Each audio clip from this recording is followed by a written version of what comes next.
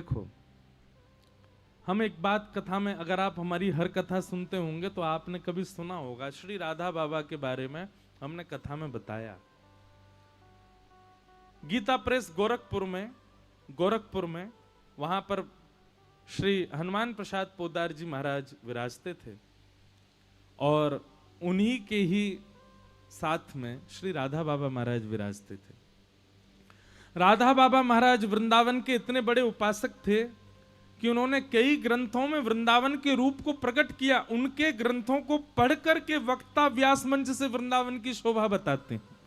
उनके ग्रंथों को पढ़कर के लोग वृंदावन के साधक हो जाते हैं। उनके ग्रंथों को पढ़कर के लोग वृंदावन का अखंड वास ले लेते हैं। पर राधा बाबा स्वयं कभी वृंदावन नहीं गए।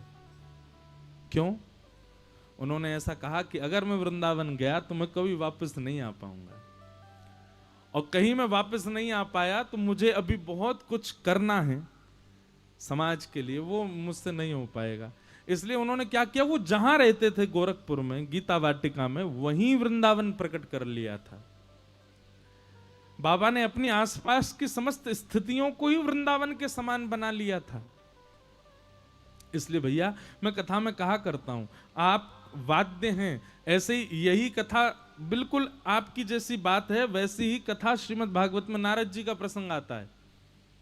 नारद जी संतों से आज्ञा लेकर के वन में जा रहे थे, लेकिन तभी आपकी मां ने कहा कि मेरी बुढ़ापी की लाठी, हम नारद जी पूर्व जन्म की कथा बताते हैं। तब संतों ने क्या आज्ञा की कि बोले नारद जी, जब वो पूर्व जन्म में उनका नाम कुछ और था, अभी बालक तुम्हारी सेवा तुम्हारे माता पिता हैं, इसलिए माता पिता की ही सेवा करो, माता पिता का ही भजन करो, माता पिता का ही ध्यान रखो। जब मां तुम्हारी, पिता तुम्हारे भगवत धाम प्रस्थान करें, अपने कर्तव्य से तुम निवृत्त हो जाओ, तब भजन मार्ग में जाइएगा। तो जिनका ये प्रश्न है उनसे हमारी एक ही प्रार्थना है कि अभी आप माता पिता को सर्वोपरि मानो, पर इसका मतलब ये नहीं कि कभी वृंदावन मत आओ, कभी कभी तो आया कीजिए, माता पिता सहित आया कीजिए। और फिर आपकी स्थिति ऐसी हो गई है कि आ ही नहीं पाओगे वृंदावन से और यहां माता पिता को भी नहीं छोड़ पाओगे, तो फिर आप जहां रहते हो वहीं वृंदावन प्रकट कर लीजिए।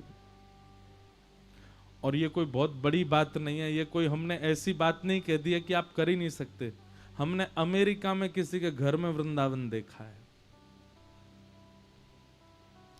हमने ऑस्ट्रेलिया में किसी के घर में वृंदावन देखा है। वृंदावन के लिए चाहिए क्या? वृंदावन के लिए उपस्थित क्या होना चाहिए? भाव। और वो भाव यदि वृंदावन जैसे आपके उपस्थित हो जाए तो आप कानपुर में वृंदावन प्रकट कर लोगे। आपको क्या लग रहा है इस वक्त आप कहां बैठे हो? ये कानपुर थोड़ा ही है, ये बिठूर थोड़ा ही है, ये और भी जो भी नाम हो इसका, अमित लेजेसी है ना, रिजॉर्ट, ये वो भी थोड़े ही है। हाँ, हम कथा प्रारंभ होने से, आरती होने से पहले ये कानपुर था, ये बिठूर था, अभी तो आप वृंदावन में बैठे हो। और सुनो, आप कहोगे महाराज जी ऐसी बड़ी चढ़ा के बातें बोल रहे हो, तो सुनो हम एक उपाय बता रहे हैं। क्या? जब संसार से हम सब लोग जाएंगे, सबको जाना है एक दिन, इन डेट्स को याद रखना। क्या तिथि थी कथा की? 30 सितंबर से लेकर के 6 अक्टूबर तक 2024। बहुत एक प्रैक्टिकल बता रहे हैं।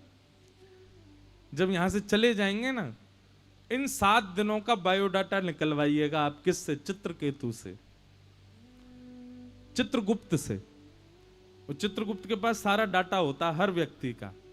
उससे बस इतना पूछिएगा कि महाराज एक बात बताओ, 30 सितंबर से 6 अक्टूबर तक हम कहां थे 2024 में? वो आपके डाटा खोल के यही बताएगा। आप तो वृंदावन में यहां पर अंकित है कि आप वृंदावन में थे।